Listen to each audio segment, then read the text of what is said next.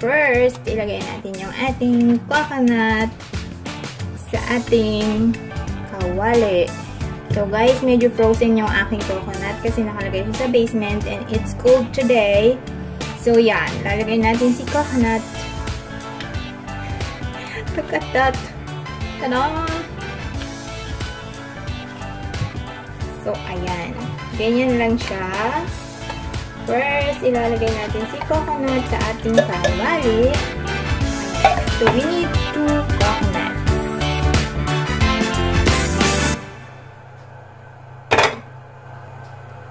So, ito yung difference ng organic coconut and yung normal na coconut. It's not bio.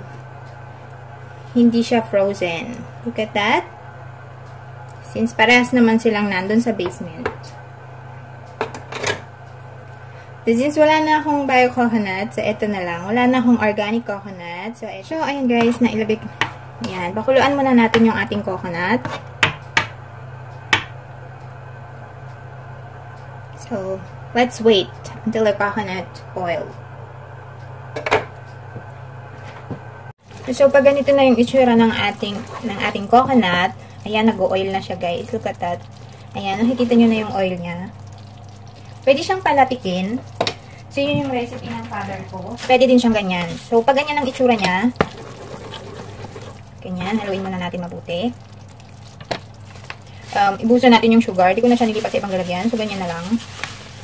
So, yung sugar guys, kayo na magko-control nun kung gaano katamis ang gusto nyo. Kasi ako, hindi ako mahilig sa sobrang tamis. So, gusto ko lang is katamtamang tamis. So, hindi sobrang tamis na yung kumakagat na sa ngipin yung tamis. Gusto ko lang is yung tama lang. So, kayo nang bahala kung gaano karaming sugar ang ilalagay niyo. So, ganyan ang itsura niya. Nakikita niyo yan guys, nag-oil siya. Ayan, yung nasa gilid. Ayan. Ganyan ang gusto ko. Kasi lutong-luto yung coconut.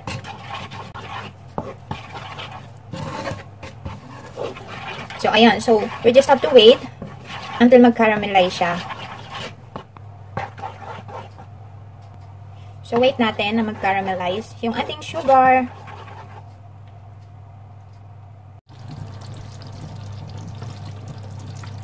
So, yun guys, I forgot to add ginger a while ago. So, I'm gonna add this right now. So, just like that. So, ganito na siya. Look at that. Look at that. Pa-caramel na siya. So, just a little bit.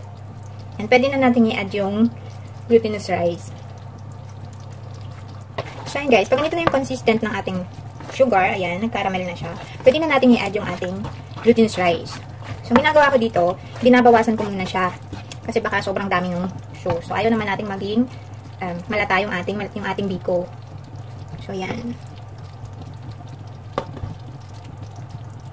Bawasan natin ng mga 1 cup. Ganun. So, that's enough. And, i-add na natin si glutinous rice. So, add na yung glutinous rice ko. Lagay natin siya dyan. Step by step, like that.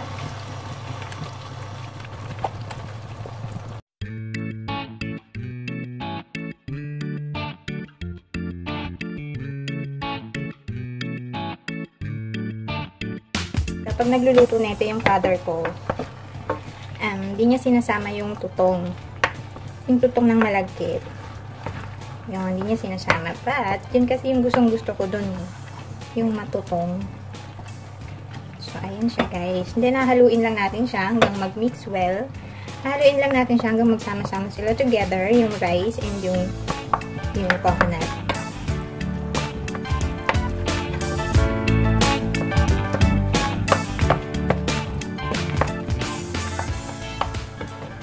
Actually, yung luya is optional. Kung gusto niyo may luya, pwede niyo lagyan. Actually, hindi ako masyadong hilig sa luya. At this time, nilagyan ko siya ng luya. I don't know, for some reason, ba't ko siya nilagay.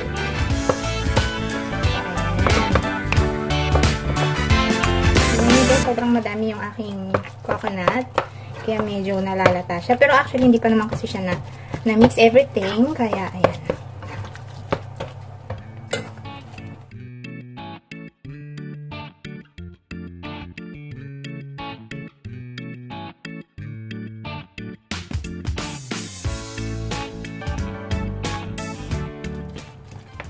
So, ayan siya.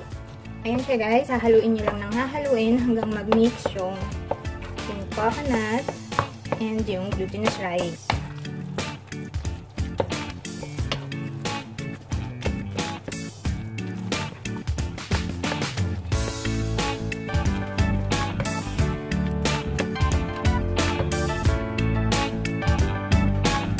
Ito na siya guys. So, ganyan siya. Kapag nag-oil-oil yung inyong nyog, kapag lutong-luto yung coconut nyo, ayan siya. Madali siyang haluin kasi tingnan nyo siya, nag-oil siya.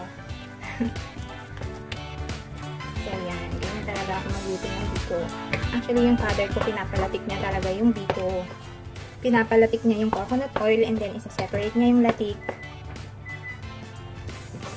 And then, isa-separate niya yung latik. Tapos yun yung ibubudbud dun sa taas ng biko. So, ganun magluto yung father ko, which is traditionally every year, kapag New Year, and, yeah, Christmas and New Year, lagi siya nagluluto ng biko, and ang sarap ng biko ng father ko. So, yun. Actually, mapulang-mapula siya kapag, pinalatik siya. So, ayan na siya, guys. Luto na yung ating biko. Ganyan lang siya, kasimpleng gawin. So, ayan. Mamaya pag na-stop ko to, maglalabasan yung oil dito sa taas. So, ayun na yung ating ginger.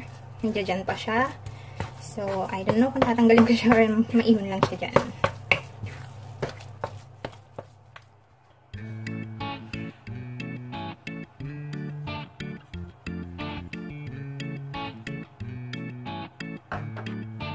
Mix well until it's golden brown.